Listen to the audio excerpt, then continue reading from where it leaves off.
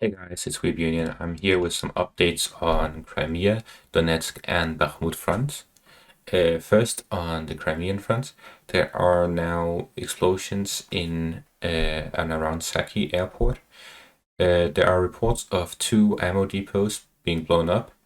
This is either by Ukrainian anti-ship missiles, which have a range of up to 300 kilometers, or sabotage, which is more likely as there has been no video evidence of any rockets and the air defense sirens didn't go off.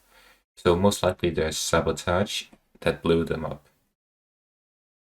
Now, as for the Donetsk front, there's been reports that Ukraine is setting up defensive positions around Pervomaiske and Wudian.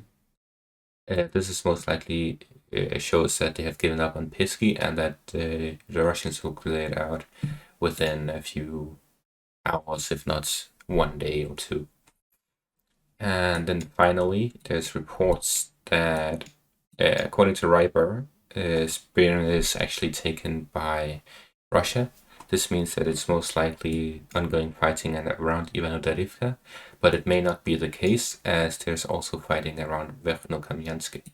Now, to explain how there could be fighting around Verkhnokamiansky and Seversk at the same time, would be if either the Russians have taken Verkhnokamiansky and the Ukrainians are counterattacking from the side, maybe Ivano-Darivka, or that the Russians are taking Seversk from further north, from around Kryvhorivka, which means Serebryanka may also be under attack or occupied by the Russians. Whichever the case, there's a lot of fighting in this area, which means a lot of casualties, of course. So we'll see how it goes on in a couple of days, probably, depending on whether or not either side wants to advance. And finally, around the Bakhmut front, right here, there's reports of fighting ongoing and intensifying, especially around Zaitsevo and Kudema. It seems that the Russians are advancing further and storming the villages, which means that they could be falling within a couple of days as well. Generally, everything seems to be moving really fast now. Despite the lack of captures, there seems to be a lot of heavy fighting, which actually means, contrary to a lot of captures, that there are a lot more casualties, as the Ukrainians seem to be holding their ground instead of retreating.